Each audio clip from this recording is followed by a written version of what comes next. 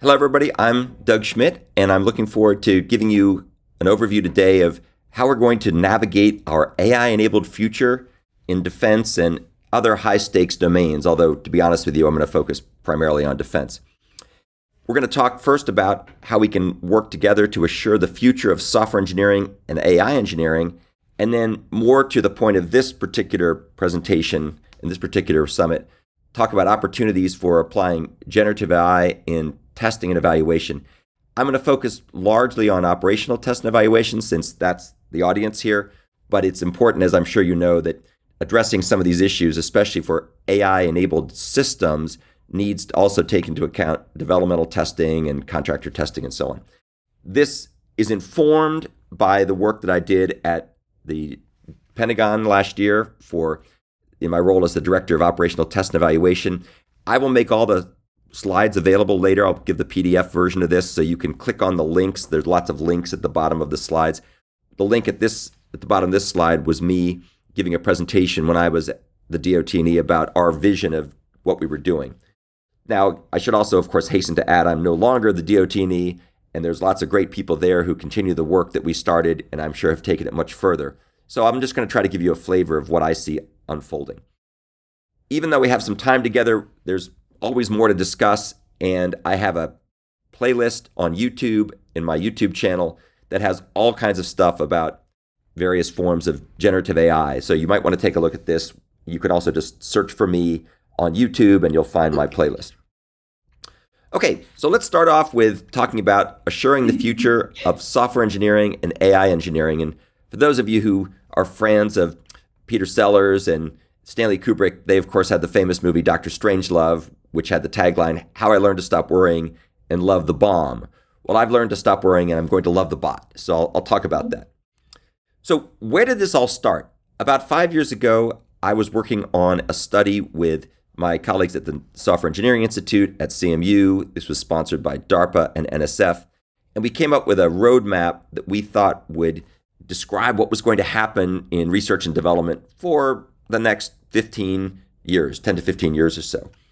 And we talked about architectural paradigm advances, development paradigm advances, and so on and so forth. And as I said, we were really trying to look way down the road. And one of the things we came up with was we thought way down the road that the way we build software today, which up to this point, as many of you know, has largely been done manually, was going to be replaced by a world where the software pipeline consists of humans and AI working together as trustworthy collaborators to rapidly evolve systems based on programmers and what the programmers wanted to do. And we thought, boy, that's a really long, long way off. Well, almost a year later, the report that we did came out in November of 2021. Almost exactly 1 year later, in November of 2022, ChatGPT escaped from the lab. And unless you've been frozen in carbonide for the past 4 or 5 years, you know that ChatGPT is a generative AI large language model, or LLM, that can be used to synthesize new and original content in a conversational manner. What was interesting, of course, is the minute that this happened, the minute ChatGPT escaped from the lab, the world was going to come to an end. If you Google, "Is AI the end of the world?" you will find a large number of articles talking about how we're doomed and humanity will be destroyed. There's an AI apocalypse coming. And in the famous words of Ron Burgundy, boy, that escalated quickly. Of course, saying this somewhat humorously, if generative AI were to end humanity as we know it very soon, we wouldn't have to worry much about navigating our non-existent AI-augmented future.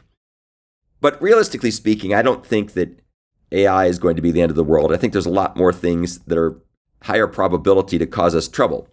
Nuclear war between Ukraine and Russia, black holes sucking us in, probably even more likely TikTok destroying the minds of the youth of America so that we'll all become something like the zombies from the Manchurian Candidate, where you hear a trigger word and we go out and try to shoot people. I hope that none of that happens, of course. Now, what also was interesting was with the rise of AI over the past couple of years, this affected the way we did our study. Our study originally covered 6 areas, which I will not go through in any detail here. But the 2 that matter were AI-augmented software development and the engineering of AI-enabled software systems. And Those were the things that originally focused on AI in our original study. Well, since that point, we've done a lot of thinking and a lot of research, and we've refined the way we think about AI and its impact on systems, especially DoD systems, according to this fourfold chart. So you can see here, the x-axis is the degree of AI augmentation in the software development lifecycle, the tools and processes and methods we use from low to high. And then the y-axis is the degree of AI augmentation for systems operations. And obviously there's testing and evaluation sprinkled around throughout this. There's testing, contractor testing, developmental testing throughout the SDLC. And then of course, when we get close to systems operations and fielding, that's when the operational testing really becomes important. So you'll also find links at the bottom of these slides to various articles we've written about this topic over time. So just a quick walkthrough of this. I won't spend much time on this. I would say probably 99.999% of all software systems up to this point, especially for the DoD, are conventional systems without using AI, built using conventional software development lifecycle techniques, no AI. So avionics mission computing that we know and love. We know, of course, mission computers for the F-15 and the F-18 and the F-35 and the F-22. Those are typically not done with AI, and they don't have AI in their operations. It's also possible to build conventional software systems that don't use AI, but are built with techniques and tools and methods that use AI. So I teach a bunch of classes, various places where we build software apps for Android or iPhone, and we use AI augmented code reviews, code generators, testing tools, and so on. At the other end of the spectrum are systems that are built that use AI, like YouTube, for example, which has some really cool AI augmented recommendation features. We'll talk a bit about that later. But the software itself is developed and tested and deployed using conventional agile methods. There's really no AI there per se, or at least there wasn't probably until very recently. But of course, where we're headed with this are AI augmented systems that are built and tested using AI augmented software development lifecycle techniques. So you can imagine uncrewed aerial systems that use AI algorithms for navigation and decision making, and there's a whole AI DevOps tool chain for developing, testing, securing, deploying the software, and so on. The good news about this is the barrier to entry to use these tools is very low. If you're willing to spend about as much as 3 cups of expensive pumpkin spice latte from Starbucks, which is about $20, if you are willing to spend $20 a month, you can get access to some really, really good stuff. And even the tools that are available now for free are actually quite good. You just don't get as much of the good stuff. But of course, they're not perfect. And so we have to adjust our expectations a bit. There's a funny article, funny in retrospect, it wasn't meant to be funny, written by Peter Denning, who's a famous computer scientist. And he observed about 2 years ago, not that long ago, that when he saw the output of ChatGPT, he said some things like this. He said, most of what it tells you seems like you've already heard somewhere. No radical departures from what others have already said. Frequent excursion into nonsense. Speaks with great authority even when outputting nonsense. And when I saw this about 1.5 years ago, I thought, gosh, that sounds a lot like me when I was a first-year graduate student in computer science. I really didn't know much about what the field was about. I would often say nonsensical things, and I spoke very confidently, even though what I was saying didn't make a whole lot of sense. But of course, the point there was I was surrounded by people who mentored me and trained me and helped me become smarter and wiser, and I hallucinated a lot less over time. But what's so fascinating is it took me a number of years to reach a level of perfection, and I use that very loosely, become an expert at something. What's happened in the past 20 months or 18 months since Peter Denning wrote that article is nothing short of amazing. The tools and technologies have gotten much, much better. They very rarely hallucinate. They do all kinds of amazing things, and they're learning and growing very quickly. The key point to take away, however, is if you want good results, you need to use the right large language models. You need to use the right prompt engineering patterns and techniques. You need to have critical thinking because this stuff is not perfect, even still with the better tools. So for example, if you're using generative AI today, you really need to make sure that you focus on reasoning models as opposed to the standard model. The standard model is what we had for the past 1.5 years, 2 years or so, where it would very quickly give you a result. You type something in and you get a result almost instantaneously. And sometimes there were problems with that. The newer models, the reasoning models like ChatGPT 03 and 04, not to mention deep research, which is a whole other wonderful thing. It's like having a team of very talented postdocs to do your bidding on almost any topic you want to explore. Those will get you much, much better results, especially if you prompt it correctly. However, because it's not yet flawless, we're better off thinking about AI, especially in testing and development of DoD systems, as augmented intelligence rather than artificial intelligence. The idea is not to supplant the humans, it's to supplement them. It's not being artificial, it's augmenting and working beyond. For those of you who are fans of the X-Men series in the Marvel Cinematic Universe, AI is sort of like having an exoskeleton to your brain, like Professor X with Cerebro, where you can see deeper and farther into whatever it is you're exploring. There's a classic scene I'm sure you're familiar with from Top Gun Maverick. I'm sure almost everybody's seen that probably multiple times like I have. If you recall Ed Harris's character, the guy who goes and tries to stop Maverick from taking off, he says to him, basically, the future is drones. And he says, the end is inevitable, Maverick. Your kind is headed for extinction. And Maverick says, maybe so, sir, but not today. And that's the way to think about the role of humans in AI. We're not yet disposable. We are still indispensable if we want these systems to actually work properly.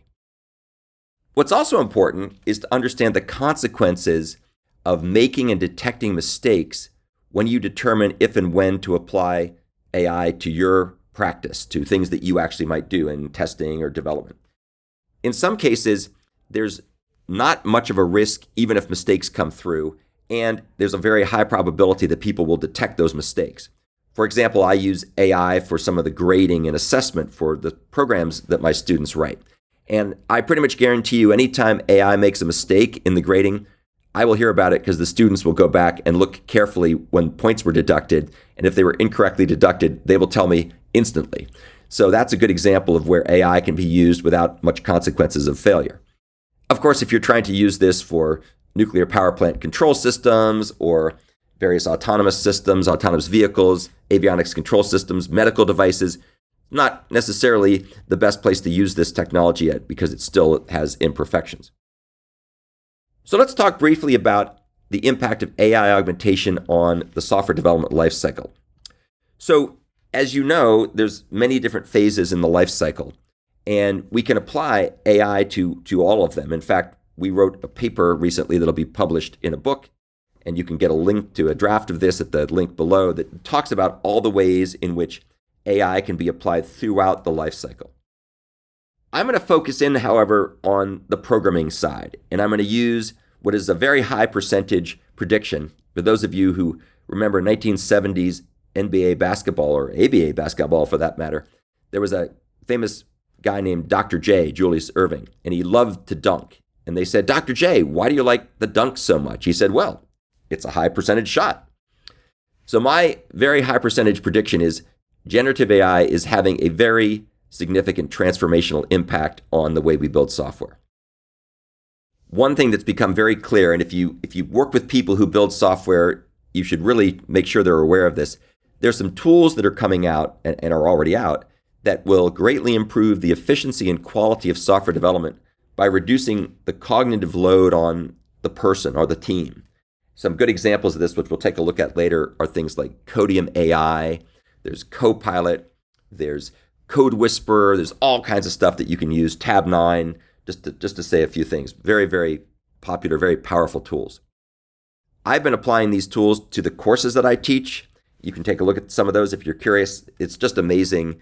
Makes me a better programmer, makes me build better assignments, makes my students better, and so on. However, there's also tools that are relevant for other parts of the software development lifecycle. There's lots more pieces than just coding. And I think, in fact, as we'll talk about in a moment, that's where we get the biggest bang for the buck for augmented intelligence right now. By the way, just something else to think about. Sam Altman recently came out and has a video where he talks about how they have an internal model at OpenAI that now ranks as the 50th best competitive programmer in the world And by the end of this year, they think that their model will be ranked number one. They'll be the best programmer in the world. Not sure how they've ranked testers yet, whether they have the best tester or plan to have the best tester.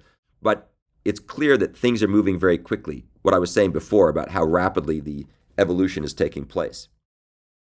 Now, as you might expect, because it's a world of people with many diverse points of view, not everybody is as equally bullish about the benefits of generative AI for software as Sam Altman or even as me. There's an article written just a couple years ago, again about 2 years ago, by a famous computer scientist named Bertrand Meyer, entitled AI Does Not Help Programmers. There's certain statements in the world that didn't age well. Back in the 1940s, Thomas Watson Sr., who was the CEO of IBM, gave a bold prediction where he said, "I think there's only demand for 5 computers in the world." That didn't age very well. About 40 years ago, Bill Gates had a famous statement where he said, "Who would ever want more than 640 kbytes of memory? I can't imagine needing more than that." That didn't age well. Well, poor Bertrand Meyer's statement that AI does not help programmers, that also didn't age well. Now, I'm all for measured skepticism, but people often miss the mark in several ways when they make these kinds of statements as pundits. One of the main things is people often don't have a very in-depth and holistic view of programming in the small versus the software development lifecycle. And we'll talk shortly about how generative AI is particularly useful in upstream and downstream phases in the software development lifecycle. People are also often using AI tools incorrectly or using versions of the tools that were out of date. For example, when ChatGPT 3.5 came out, some people did some experiments to see whether or not they were good. It was good for code analysis. And it turned out it wasn't that good. But very quickly they had version 4.0, and now they've got all kinds of different variants. And version 5, ChatGPT 5, is on the way. And those are just remarkably more sophisticated. It's like comparing someone who's maybe a middle schooler with somebody who's got a PhD. Much difference in terms of experience and the less likelihood to hallucinate. Another problem people often make is failing to apply proper prompt patterns and prompt engineering techniques. Prompt engineering, as we'll talk about shortly, is just a structured way to interact with large language models to solve very complicated problems using natural language. And you have to know how to do this, at least until the machines get smart enough to intuit what you want without you having to be very precise. And of course, another problem is that many people have very unrealistic expectations about the learning curve. Even though it's not that hard to learn how to use generative AI, you don't create a masterpiece with just 1 or 2 whacks of the chisel. Imagine if Michelangelo had gone up to a big chunk of marble and hit it a couple times with a chisel and it didn't instantly transform into something like the Pieta. And he just said, "Oh, this sculpting thing isn't for me. I'm no good." Well, that would have been tragic because it took more than 1 or 2 whacks. And the same thing is true about learning anything, really. I have this term I coined called degenerative AI, where pundits dismiss the power of generative AI based on only 1 or 2 very simple use cases that don't properly leverage generative AI tools or proper prompt engineering.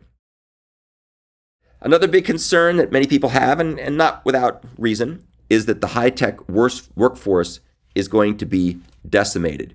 And it certainly is the case that unlike earlier generations of automation, where mostly people doing manufacturing jobs were displaced, the new generation of generative AI is really coming after people who are knowledge workers, people who do stuff with information technology.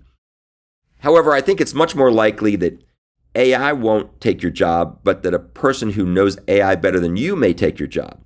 And that, of course, is what argues for training and learning and going out and leveraging all the wonderful freely available resources on YouTube or Coursera or Udemy, where you can teach yourself these skills very quickly. We'll talk more about that later. In fact, there's actually something called the Jevons paradox that predicts that you'll get greater demand for workers even though we get more efficient in our use of technology. And that's because there's expanded growth in market demand. A quick way to ask yourself the question, when people used to program in assembly code back in the late 1950s and early 60s, were there more or less programmer jobs when we developed compilers and model-driven engineering and high-level languages and middleware and all the other stuff that we take for granted today. Of course, we've had much more demand for programmers because we can do so many more things. And the same thing is going to be true with AI. However, what we're going to have to be good at is going to shift. We're going to have to learn how to think holistically about prompt engineering. I'll talk more about that in a moment. We're going to have to work on testing and training of large language models, especially the testing part. And also being able to deal with non-deterministic outcomes. These systems don't just generate the same results every time. And I know that people doing testing, especially in safety critical areas like the Air Force Safety Center, it's very nerve-wracking to realize that we have to think about testing in new ways. We can't just run the results and see the output and then do a diff to compare with the previous result that we knew was correct. It's got to be a lot more sophisticated. Something else that's quite interesting, in the age of AI, the best programmers and the best software engineers and the best testers won't be the ones who can code the fastest. It's going to be those who know how to effectively orchestrate software projects by considering key quality factors, quality attributes, and generative tools. This is really already the case. People who are really good at software engineering aren't the people necessarily who write the code very fast. It's people who know how to work the whole system, the methods, the pipelines, the DevOps, and so on, the continuous integration, continuous deployment. But AI is going to accelerate and accentuate these trends. So the bottom line, software professionals and testers who have generative AI proficiency are going to have a big advantage over those who don't. It's very much like performance-enhancing drugs. If you take a look at many sports, bodybuilding being a good example, people who use performance-enhancing drugs have a marked advantage over those who don't. In fact, there's actually a new sporting event called the Enhanced Games, where rather than trying to give the illusion of drug testing, where people just cheat, instead they're going to let people use whatever performance-enhancing drugs they want, and we'll see whichever person wins based on their genetics, their work ethic, their diet, their training, and so on and so forth, and their consumption of gear. So I think we're going to be in something similar in the AI world very soon. Let's talk a little bit about some of the key R&D challenges and opportunities for augmenting the SDLC.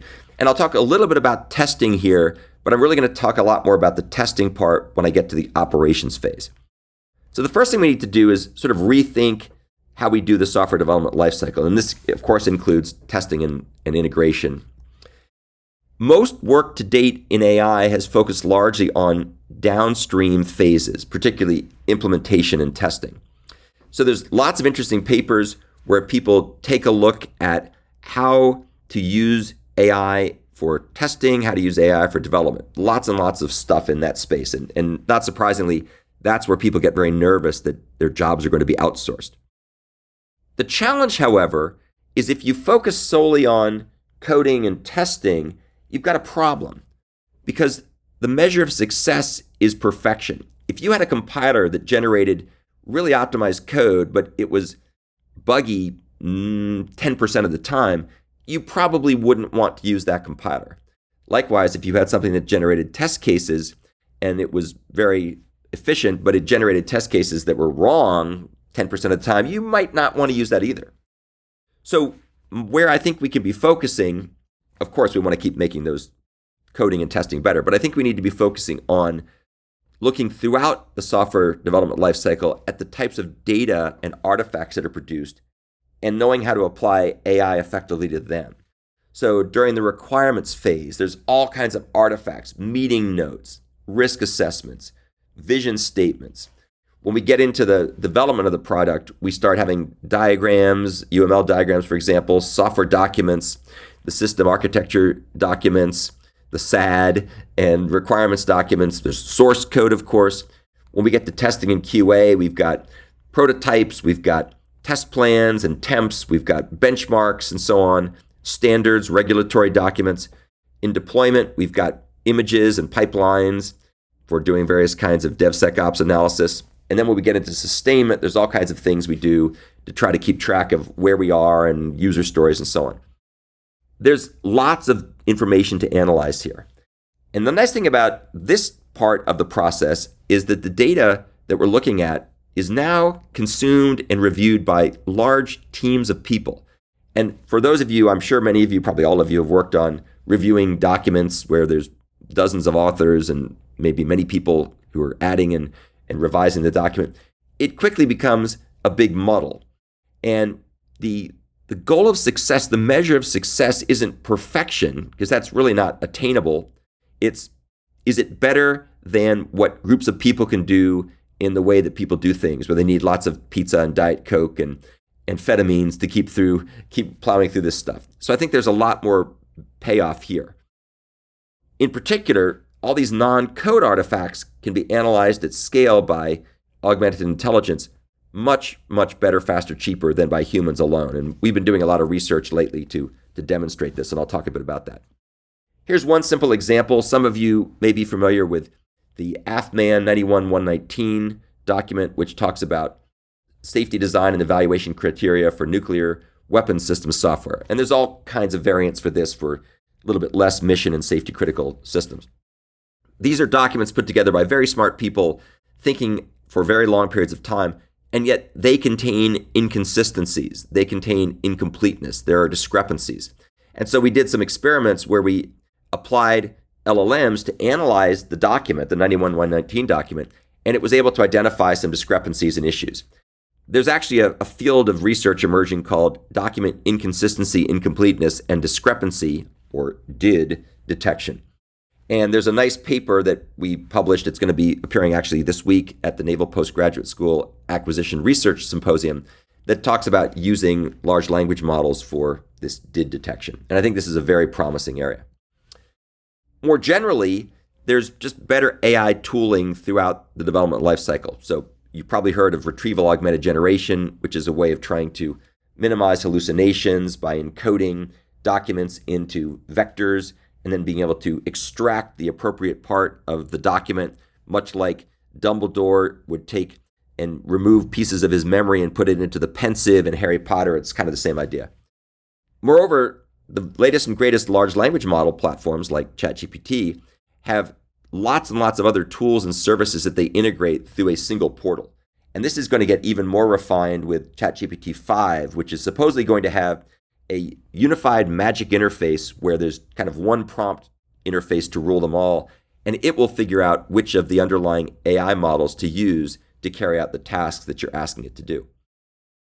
In our world, in software acquisition and testing and so on, we can use these tools in order to be able to do compliance checking with respect to various policies and standards. So there's all these standards for safety critical software, there's secure coding guidelines for C, for C++, and so on. And we're able to do automated analysis. And I'll talk a bit more about that. So here's an example of a project we did at the SEI where we took, again, the AFMAN 91-119 manual and derived more specific requirements, the shalls and shall nots. So for example, there's some parts in that document that talk about how you have to bound the depth of recursive functions to avoid exhausting the resources. You need to get rid of code that is dead code. There's all kinds of interesting things that the document specifies. And we've been using large language models to great effect to look in the software in order to detect whether those principles and those policies are in fact followed. And that's something that is very tedious and error prone to do manually. Something else that's important, when I was at DOT&E, we realized for a long time, that we were absolutely drowning in an ocean of test plans and temps and just all kinds of documents in either Microsoft Word or PowerPoint or PDF format. And it was next to impossible to keep track of all this. And you'd have all kinds of issues that I'm sure you deal with all the time with version skew and which document is the controlling document and so on. So using AI is a much more effective way of being able to manage a large corpora of documents. And I'll talk a bit more about that, but this is something that we've been working very hard on at DOT&E, is trying to help automate and perform digital transformation. I also have a feeling that a lot of the cutbacks that are taking place in the federal government right now, maybe not so much in the DoD, but in other parts, are going to really spur the adoption of automation and AI at a pace we probably wouldn't have seen otherwise, because there's less workforce, but the work hasn't gone away. In fact, there might be more work in some ways. So I think people are going to be a lot more receptive to trying to automate and use AI tools effectively. Another thing I'm going to talk about just real quickly is the discipline of prompt engineering. I talked about that earlier. This goes into it slightly more detail. Prompt engineering involves structured interactions with large language models, or AI, to solve complex problems using natural language instead of traditional programming languages, and by using prompt patterns. What's important about this is this allows us to focus on problem solving, not on traditional computer programming. So we're thinking about solving problems and using computational thinking. And the problem with programming languages, for those of you who program or still program or have programmed, you have to wrestle with lots of accidental complexities. You have to become proficient with obscure syntax and semantics. You have to know how to guard against off-by-one errors, memory allocation problems if you're in languages like C and C++, buffer overflows, concurrency control, the whole 9 yards. Whereas prompt engineering allows you to focus more on what you're trying to do. So it allows us to think about the domain problems, not on the nitty-gritty details of the programming. And the great thing about this is now becoming integrated in modern interactive development environments and test environments for that matter. So there's a tool called Windsurf by a company called Codium.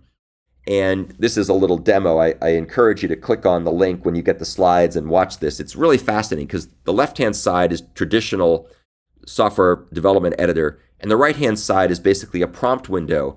And you can work together with either prompting or coding to evolve the code, to document the code, to test the code, and so on and so forth. The Codium Windsurf platform is currently being considered for adoption and incorporation by OpenAI, where they're potentially going to offer them $3 billion to buy the technology. So you can imagine that that's got quite a bit of value. This kind of way of doing things by prompt engineering is probably a more appropriate model for applying computational thinking for non-CS professionals. So there'll still be a need for computer scientists to write algorithms to be able to build large language models, but all the people out there who need to use computation for their field, be they people in the healthcare field or researchers in biology and physics and so on, they may be better off using these kinds of prompt engineering-based approaches. Other thing important, prompt patterns. For those of you who have been involved in software, there was a concept of software patterns, which basically provide reusable solutions to common problems that occur when you're building software. And they give you a template to solve many problems in other contexts.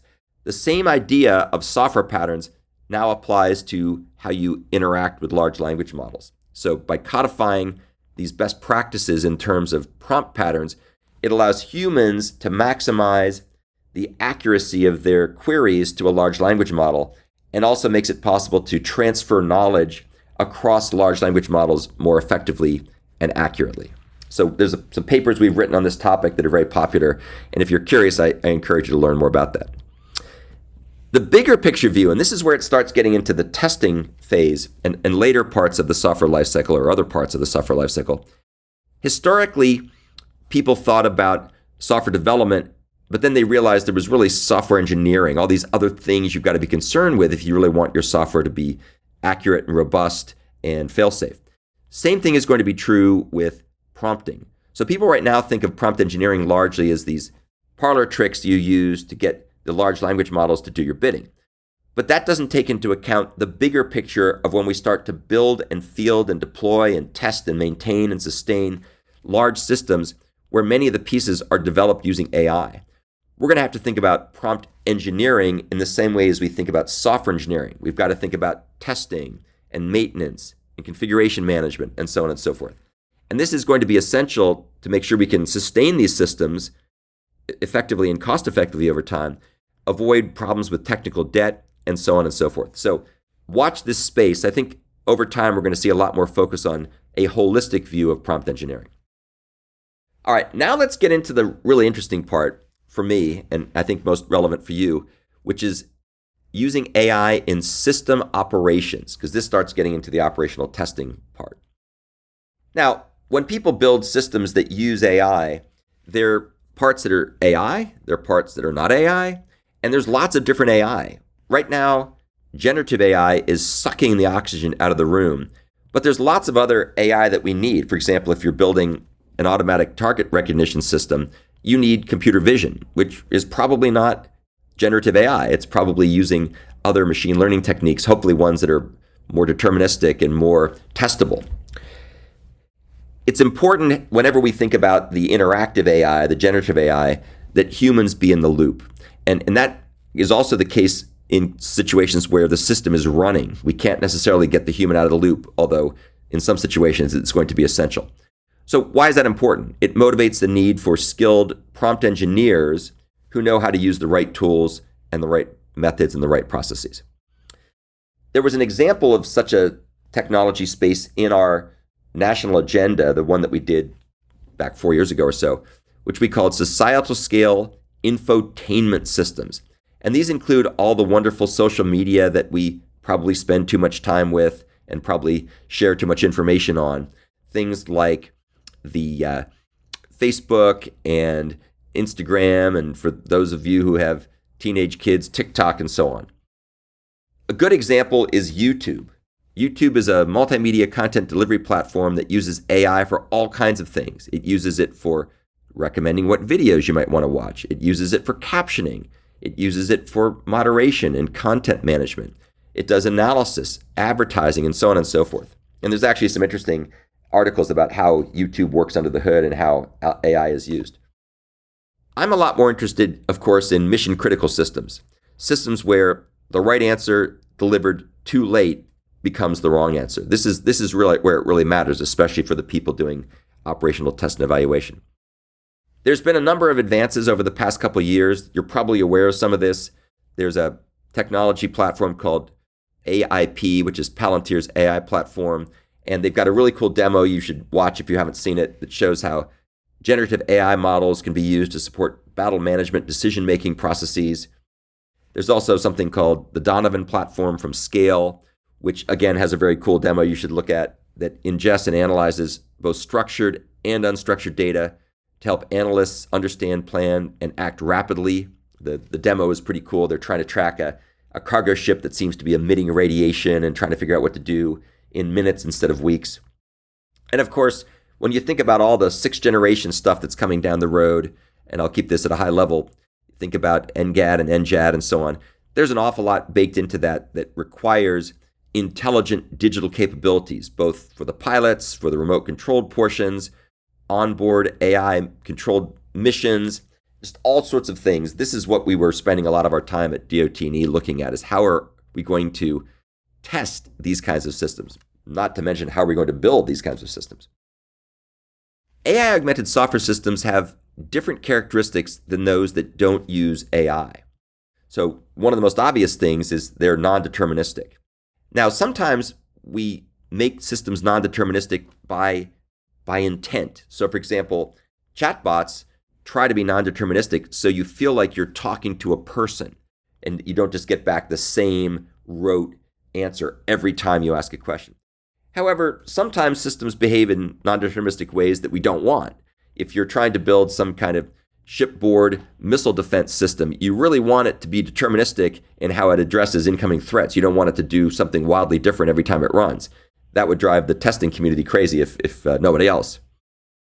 There's also the problem of emergent behavior, which is what you see in these systems where complex patterns arrive spontaneously from the interactions of simpler elements or subsystems. And this is a big problem because, once again, you don't really know what the system's going to do or how it's going to behave. It's probably worth pointing out that most of what we have been exposed to with generative AI is a result of emergent interactions. People often, even people who build these systems, are hard-pressed to explain to you exactly why they do what they do. By the way, this was an image. I asked ChatGPT to generate an image that showed emergent behavior, and this is what it came up with. And one thing that you should try if you haven't is upload images. Of course, be careful what the images are, but upload images like if you're out on vacation or something and you take a photo. Oftentimes, you can get ChatGPT or other AI to tell you very interesting things about the images. So this was actually its analysis of why this was visualizing the concept of emergent behavior, and it said why it did that. I use this all the time when I want to identify birds or plants or trees and so on, and it's really quite good. It'll also give you good geolocated references to where you happen to be. And of course, this is what provides endless fodder for dystopian science fiction, like going all the way back to 2001: Space Odyssey, where where Hal wouldn't open the bay doors for Dave, up to Terminator, where Skynet becomes self-aware, and onwards and onwards. Another thing that's important, I think this really starts getting into testing, is the extreme dependence on data. So the quality of these systems is largely dependent on how well vetted and how accurate the data was. And if the data is not accurate, it's just garbage in, garbage out. So testing of data has become as important, if not more important, as testing of code in AI-enabled systems. Now, people will occasionally say things like, well, everybody's going to move all their content behind a paywall, and therefore AI systems will have nothing to train on. Well, that's not really true. You have to be aware that data isn't just text. It's actually become multimodal. So data can be music, data can be art, data can be video, like all those TikTok videos or all the YouTube videos. Data can be code. And so we're not in any danger of large language models running out of things to train on.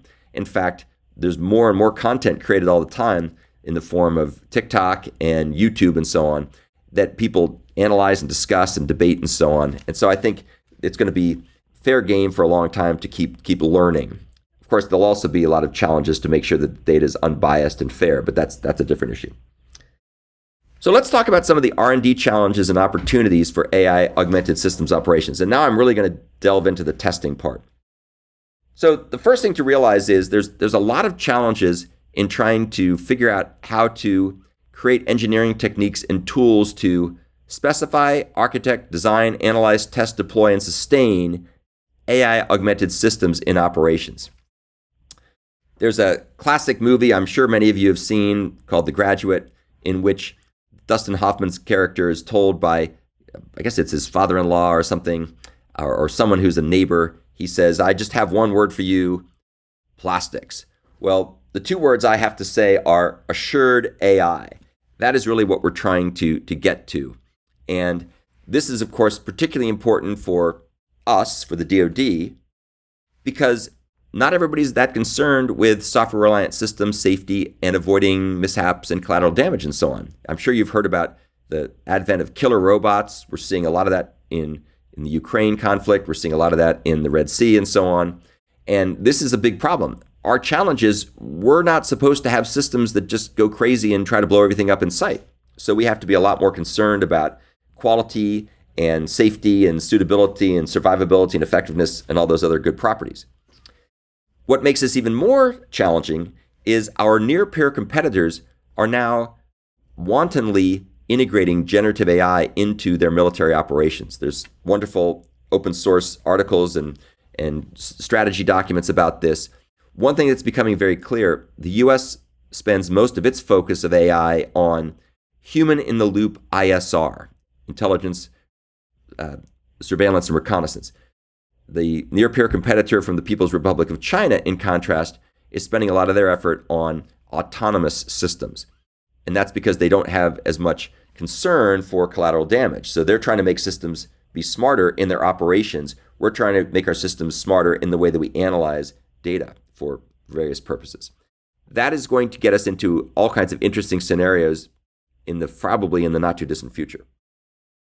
Thinking about testing, as you know, there's been a big focus for DOT&E for a number of years. I'm sure starting before the Honorable Nick Girton was DOT&E, probably going back to Bob Beeler, if not before then, on shift-left testing, trying to get testing done earlier in the life cycle. Well, how can we do that? And keep in mind, some of this is operational testing, some of this is developmental testing, some of this is contractor-based testing. One thing that we need to be doing is determining how we can derive our test cases from the relevant documents, design documents, policy documents, requirements documents, regulatory documents, and so on. And large language models are very, very effective at analyzing these documents written in natural language or APIs or code or pseudocode or whatever. They're very, very good at that. And of course, there's a lot of tools that are now emerging to automate some of this. One example that's really closer to the implementation and testing phase as opposed to the design and architecture phase or requirements phase are tools like DiffBlue. And they can take APIs and then generate test cases automatically from the specifications and the APIs and so on.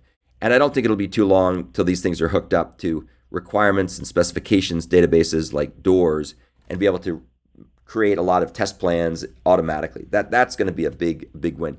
We were playing around with some of that when I was the DOT&E, and I'm sure that that's gone much further since I left. Something else that's useful, use large language models to simulate diverse usage patterns in environments to test software under various conditions. One example, this is an example of what's called a prompt pattern. This is called the persona pattern. And you can use this with any large language model. You give it a persona you want it to live out or enact. You can say, act as a senior security engineer. You will help me investigate potential threats to my organization. Or you could say, act as a safety analyst, or act as a test and evaluation lead. And then you give it a set of prompts that you want it to do, and it will take into account the persona when it does those tasks. And when you do this, when you use this pattern, you'll find that you often get much better results than if you just ask it an open-ended question without setting it in the right context. As a general rule of thumb, context is your friend when working with generative AI. Something else that's super important, organizations end up with lots and lots of data, test data and so on, from prior projects or different phases of the current project, and finding ways to analyze that data and in order to be able to continuously improve the testing processes by identifying common pitfalls and best practices.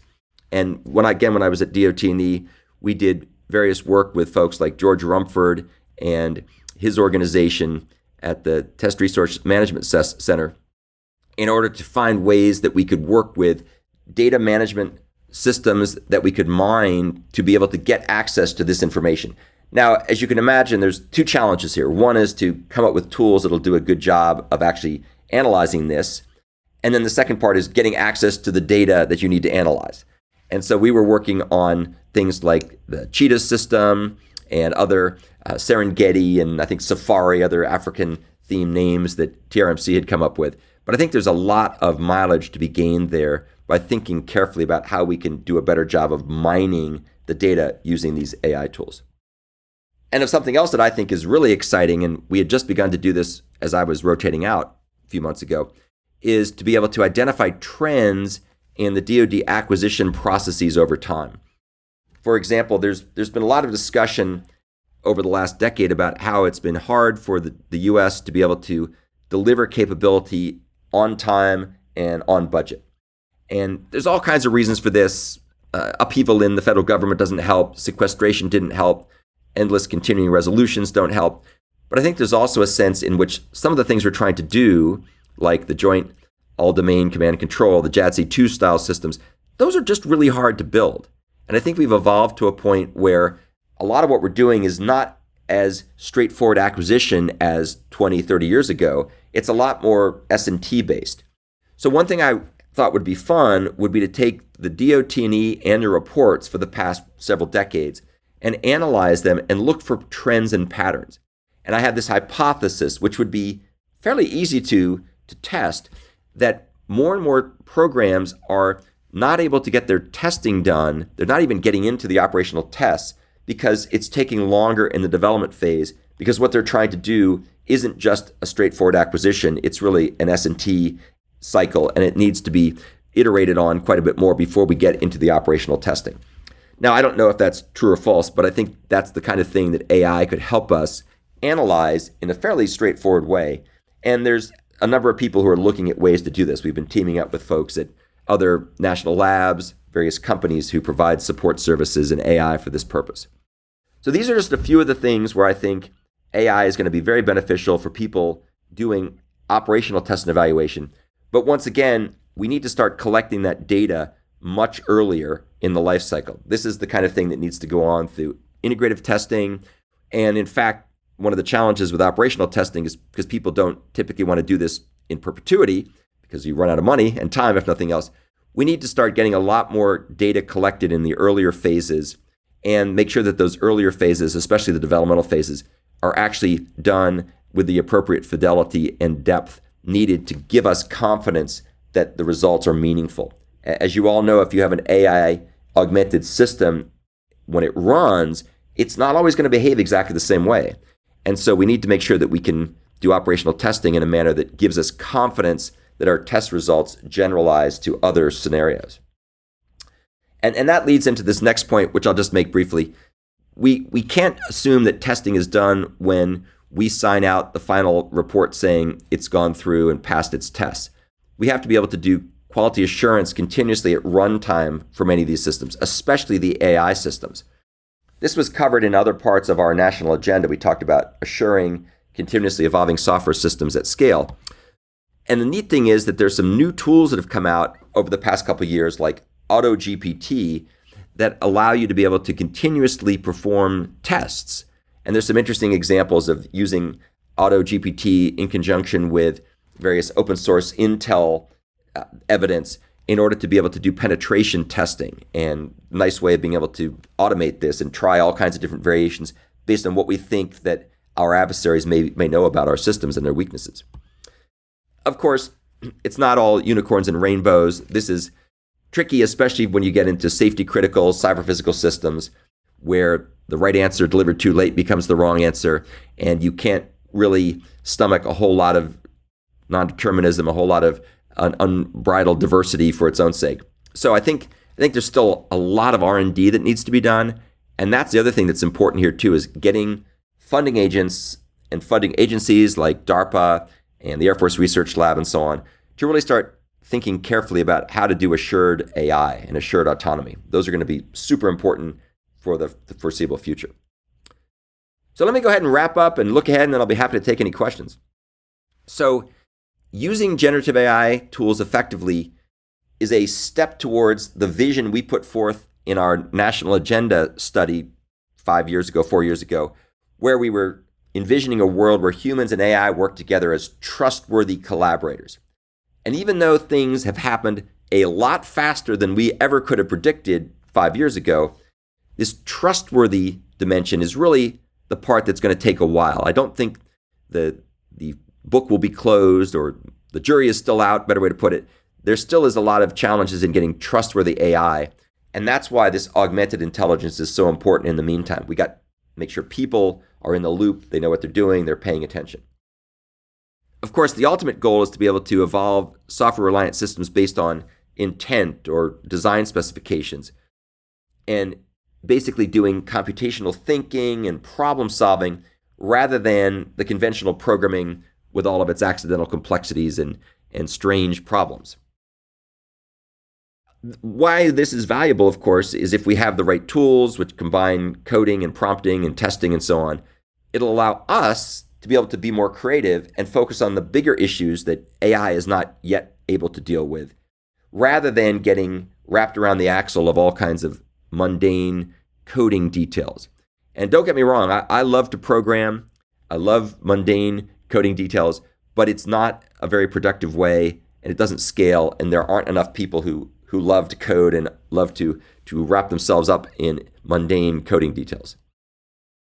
Soon, in fact, I would argue now, nearly everybody will be a natural language programmer. So people, whether they realize it or not, are programming large language models through natural language whenever they prompt them, and they use prompt patterns like the persona pattern. We've got a bunch of articles that are very popular on this topic. You can take a look. I don't think we're going to have coders going away anytime soon, but we're definitely going to have people looking at the world through a different lens.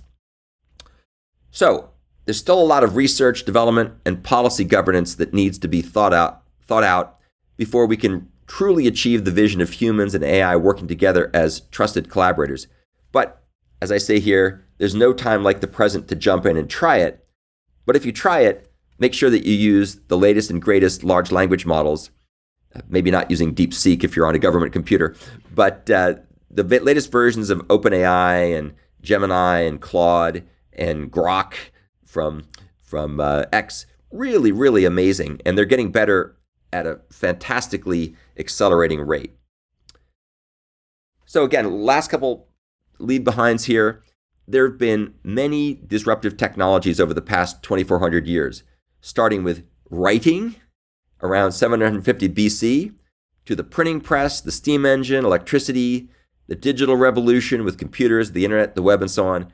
And then generative AI is the latest turn of the crank here in augmented intelligence. this is a super exciting time to be alive. We're in a position to help shape the future.